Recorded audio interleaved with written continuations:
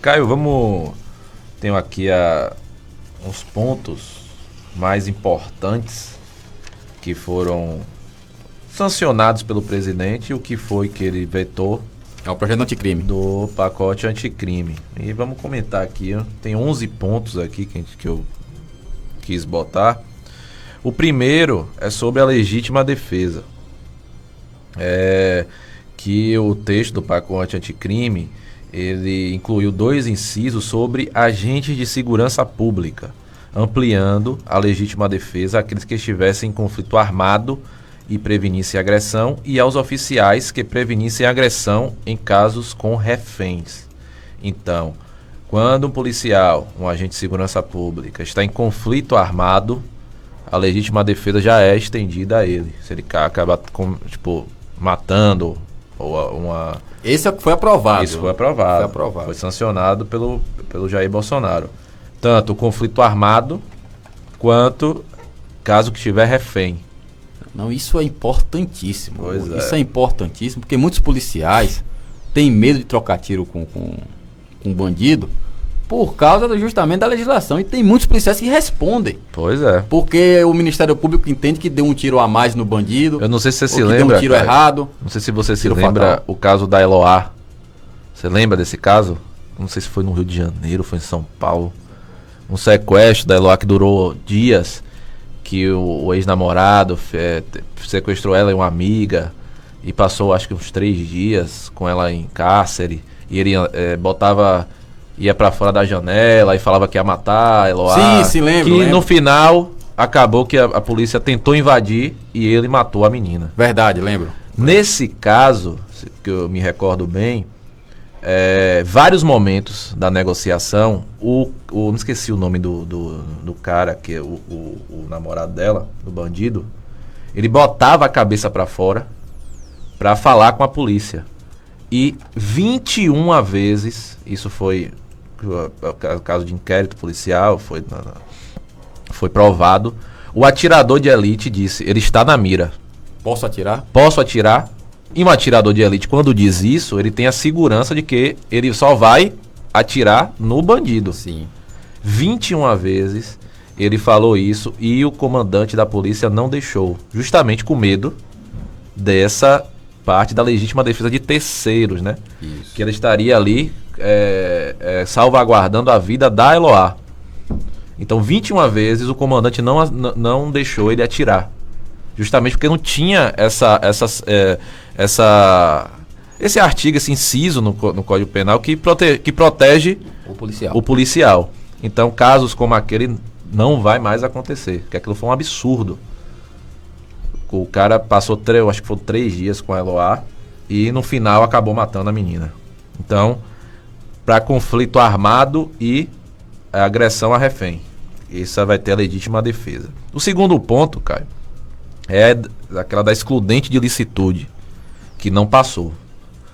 O ministro Sérgio Moro queria acrescentar que poderia reduzir a pena até a metade ou deixar de aplicá-la se o excesso ocorresse por excusável medo, surpresa ou violenta emoção. Então, essa excludente de licitude que Bolsonaro falava direto, que queria botar para os policiais e tal, essa parte caiu durante a tramitação do projeto do pacote anticrime. Então não vai ter excludente de licitude. Se bem que a primeira proposta aprovada que você citou aí, de certa forma, em parte, ele dá uma meia... Porque, não sei se você lembra, excludente de licitude é uma coisa, legítima defesa é outra. É outra. Excludente de licitude, não existe o crime. Isso. Não existe o crime. Legítima defesa, o crime existe, você vai responder, mas você agiu em legítima defesa. Então, você não vai receber a pena. Mas o crime existe. Aí é uma questão mais de direito. Técnica. Uma questão mais técnica, direito penal. Mas em parte supre. Sim, eu acredito que supre aí. Dá quase no mesmo. O terceiro ponto que eu também botei aqui, que é o tempo máximo de cumprimento da pena. Isso mudou. Agora vão ser 40 anos o tempo máximo. Antes eram 30. Você só podia cumprir 30 anos. Mesmo se você pegasse 200 anos. Acho que as pessoas que não conhecem o direito, assim, ele pegou 100 anos de cadeia. Ele vai cumprir 100 anos? Não, ele vai cumprir 30. Hoje ele cumpre 30. Os 100 anos é para progressão de pena. Exemplo, ele pegou 100 anos, só que ele tem um bom comportamento, então ele vai sair do regime fechado, que é preso o tempo inteiro, para ir para o semiaberto, com 1/6 da pena. Isso. Então esse 1/6 da pena não é sobre os 30, é sobre os 100. Então 1/6 de 100 dá quanto, Caio? 1/6 de 100 dá 100 dividido por 6, vai dar ali uns 20 menos 15. Vixe, cara. 15 vezes Tão 6. fácil assim? Não, mais 20. Deixa eu ver. Vixe. Não, menos de 20. Dá uns 18 anos. Você fez direito mesmo, né? 100 dividido por 6, deixa eu ver aí, 10, vai 1. Rapaz! Dá uns 18 anos. 16, 16. Rapaz. Então, foi entre 15 e 20. Pronto. Então, se ele pegar 100 anos... Fê Maria, meu pai é professor de matemática, eu tô passando vergonha, meu Deus do céu. Se ele pegar 100 anos na pena total, ele cumpre 16 e pode sair, pode ter a progressão de regime e sair do fechado para o semiaberto em 16 anos. Agora, o cumprimento da pena vai passar de 30 para 40 anos. Então, o criminoso vai cumprir 40 anos, o máximo agora. Em vez de 30, 40. 10 anos a mais. Se a idade para se aposentar aumentou diante da expectativa de vida, né, nada mais justo que também a idade máxima. O quarto ponto que eu queria falar também é um ponto que o Sérgio Moro queria muito, só que não passou também. Chamava o plea bargain. Plea bargain é como se fosse aquela delação premiada, mais premiada ainda. Que era o quê? O acusado que assumisse antecipadamente a culpa pelo crime poderia receber em troca uma pena menor, quando a denúncia já foi aceita e o processo está em andamento. Então, ele já teve a denúncia, já está com o processo em andamento, e ele assume o crime, ele teria uma pena menor. Entendeu? Isso daí é uma medida que está na justiça americana, né, o plea bargain? Isso, já é da justiça americana. Isso não passou também. Porque se a intenção de uma ação penal é você realmente descobrir ou tentar, né, trazer à tona todas as verdades, né, no envolvimento... E isso faria com que você diminuísse o tempo do processo, né? Exatamente, né? Você chegaria ao objetivo e de uma forma até mais rápida. Mas não passou, infelizmente não passou. Outro ponto, e esse passou, é o da persecução da pena. Você lembra o que é persecução da pena, cara? Relembre aí. Pô, cara, você tá um estudante de direito, não sabe? A persecução da pena, qual foi o texto que passou? Foi que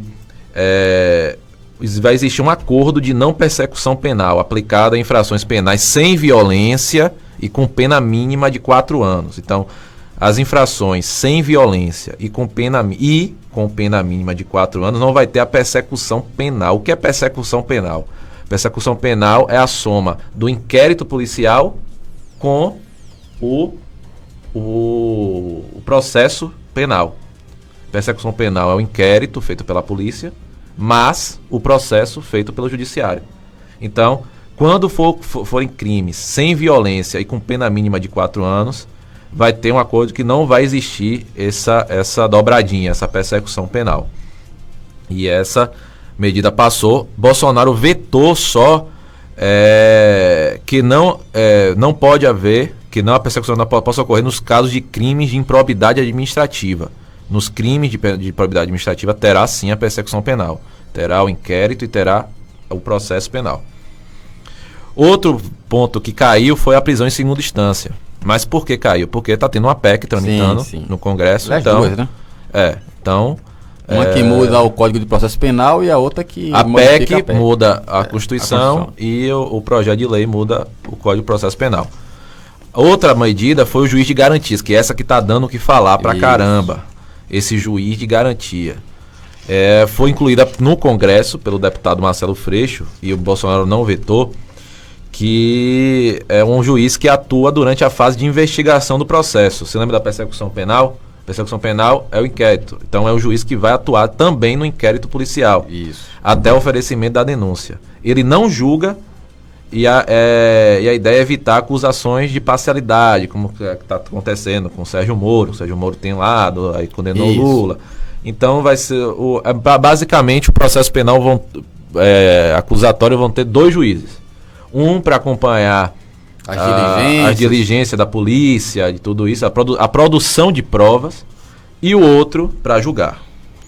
Outro ponto também que eu achei importante, o 8º ponto aqui, foi a pena para líderes criminosos.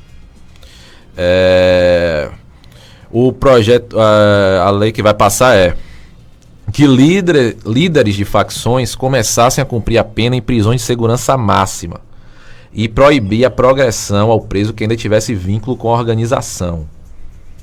O que é que acontece? Então, essas facções criminosas, PCC, Comando Vermelho, se esse cara for pego, ele já vai começar a cumprir a pena em segurança máxima e não vai ter progressão de pena.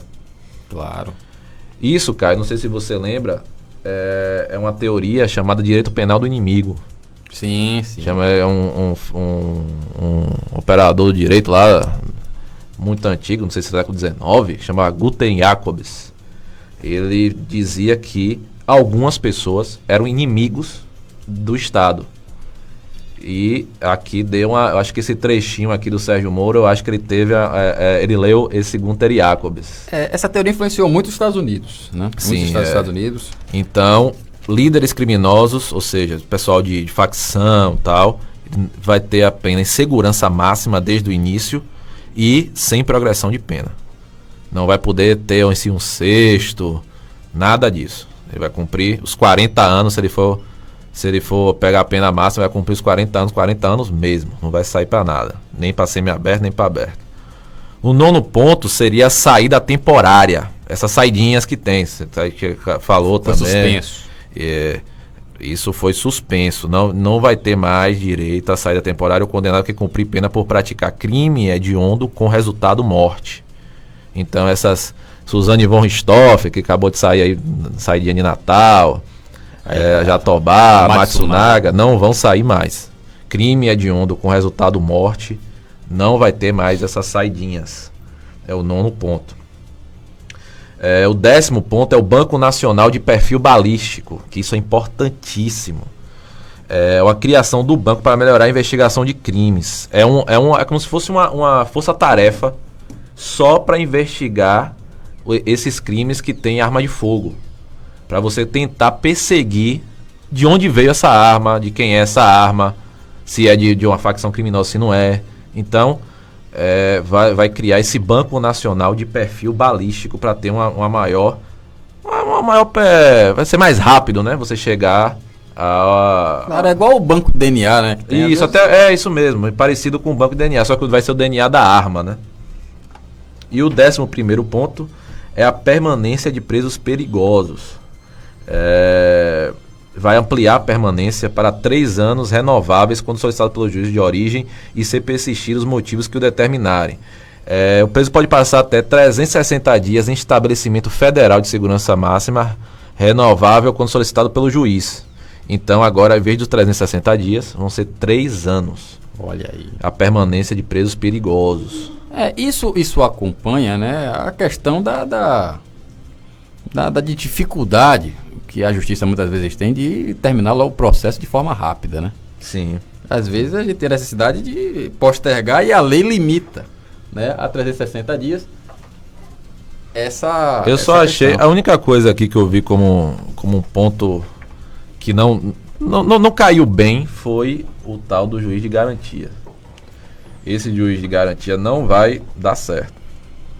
Agora, Hugo, você olhando por uma matiz assim, mais teórica, o juiz de garantia, de certa forma, daria um caráter, né, mais seguro da forma, digamos assim, da imparcialidade, né? Porque você teria um juiz que realmente cuidará só do julgamento, né, da ação em si, e outro das provas, né? Isso eliminaria, com certeza, né, esse discurso, principalmente do PT, né, de tentar dificultar, né, a isenção, né, de colocar em xeque a isenção do juiz. E embora eu acho que na prática não tenha muita influência, porque na sentença o juiz se baseia nas provas conseguidas ao longo da ação. Sim, se não tiver uma fundamentação, se será derrubada, com certeza, nas instâncias superiores. E outra coisa, a produção de provas acontece na investigação, como pode acontecer também no processo. O juiz pode achar que aquela prova não está legal e mandar fazer de novo.